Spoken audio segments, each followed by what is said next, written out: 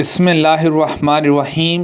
رسول کریم صلی اللہ علیہ وسلم نے فرمایا، نیک ساتھی اور برے ساتھی کی مثال مشک بیچنے والے عطار اور لہار کی سی ہے۔ مشک بیچنے والے کے پاس سے تم دو چھائیوں میں سے ایک نہ ایک ضرور پا لو گے، یا تو مشک ہی خرید لو گے ورنہ کم از کم اس کی خوشبو تو ضرور ہی پا سکو گے، لیکن لوہار کی بٹی یا تمہارے بدن اور کپڑوں کو جلسا دے گی ورنہ بدبو تو اس سے تم ضرور پالو گے۔ ابو طیبہ رضی اللہ عنہ نے رسول اللہ صلی اللہ علیہ وسلم کے بشانہ لگایا تو آپ نے ایک سا کھجور بطور اجرت انہیں دینے کے لیے حکم فرمایا اور ان کے مالک کو فرمایا کہ ان کے خراج میں کمی کر دے۔ نبی کریم صلی اللہ علیہ وسلم نے بشانہ لگوایا اور جس نے بشانہ لگایا اسے آپ نے اس کی اجرت بھی دی۔ اگر اس کی اجرت حرام ہوتی تو آپ اس کو ہرگز نہ دیتے۔ نبی کریم صلی اللہ علیہ وسلم نے عمر رضی اللہ عنہ کے جہاں ایک ریشمی جبہ بھیجا، پھر آپ نے دیکھا کہ حضرت عمر رضی اللہ عنہ اسے ایک دن پہنے ہوئے ہیں، تو آپ صلی اللہ علیہ وسلم نے فرمایا، میں نے اسے تمہارے پاس اس لیے نہیں بھیجا تھا کہ تم اسے پہن لو، اسے تو وہی لوگ پہنتے ہیں جس کا آخرت میں کوئی حصہ نہیں، میں نے تو اس لیے بھیجا تھا کہ تم اس سے بیچ کر فائدہ اٹھاؤ۔ انہوں نے ایک گدھا خریدا جس پر مورتیاں تھیں۔ رسول کریم صلی اللہ علیہ وسلم کی نظر جوں ہی اس پر پڑی، آپ صلی اللہ علیہ وسلم دروازے پر ہی کھڑے ہو گئے اور اندر داخل نہیں ہوئے۔ عائشہ رضی اللہ عنہا نے بیان کیا کہ میں نے آپ کے چہرہ مبارک پر ناپسندگی کے آثار دیکھے تو عرض کیا، یا رسول اللہ صلی اللہ علیہ وسلم، میں اللہ کی بارگاہ میں توبہ کرتی ہوں اور اس کے رسول صلی اللہ علیہ وسلم سے معافی مانگتی ہوں، فرمائیں مجھ سے کیا غلطی ہوئی ہے؟ آپ صلی اللہ علیہ وسلم نے فرمایا، یہ گدھا کیسا ہے؟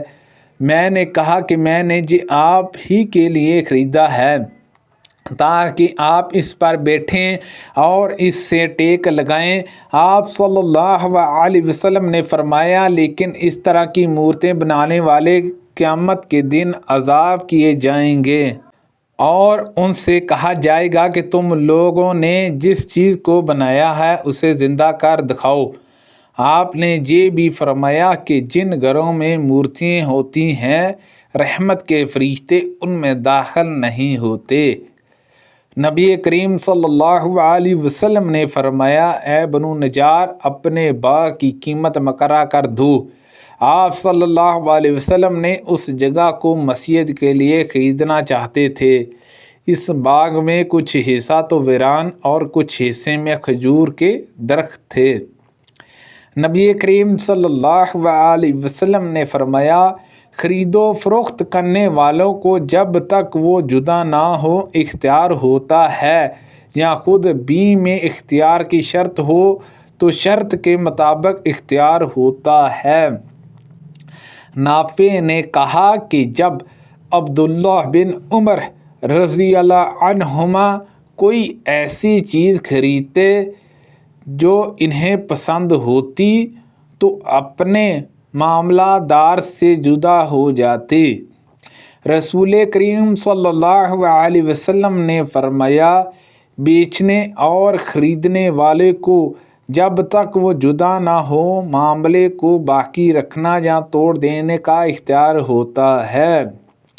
احمد نے یہ زیادتی کی کہ ہم سے بینزا نے بیان کیا کہ حمام نے بیان کیا کہ میں نے اس کا ذکر ابو عطیہ کے سامنے کیا تو انہوں نے بتلایا کہ جب عبداللہ بن حارث نے یہ حدیث بیان کی تھی تو میں بھی اس وقت ابو الخلال کے ساتھ موجود تھا۔ رسول اللہ صلی اللہ علیہ وسلم نے فرمایا، خریدنے والے اور بیچنے والے کو بے توڑ دینے کا اس وقت تک اختیار ہے جب تک وہ جدا نہ ہو جائیں، یا دونوں میں سے کوئی ایک اپنے دوسرے فریق سے یہ نہ کہہ دے کہ پسند کر لو۔ کبھی یہ بھی کہا کہ یا اختیار کی شرط کے ساتھ بھی ہو نبی کریم صلی اللہ علیہ وسلم نے فرمایا خریدنے اور بیچنے والے جب تک ایک دوسرے سے الگ الگ نہ ہو جائیں انہیں اختیار باقی رہتا ہے۔ اب اگر دونوں نے سچائی اختیار کی اور ہر بات صاف صاف بیان کی اور واضح کر دی تو ان کی خرید و فروخت میں برکت ہوتی ہے۔ سبحان اللہ عز و جل۔ لیکن اگر انہوں نے کوئی بات چھپائی یا جھوٹ بولا تو ان کی خرید و فروخت میں سے برکت ہٹا دی جاتی ہے۔ استغفر اللہ۔ سبحان اللہ عز و جل۔ اللہ پاک سے دعا ہے کہ اللہ پاک ہم سب کو ان حدیثوں پر عمل کرنے کی توفیق عطا فرمائے۔ اللہ پاک ہم سب کو صحت و تندرستی عطا فرمائے۔ آمین بجاہ النبی الامین صلی اللہ علیہ وسلم۔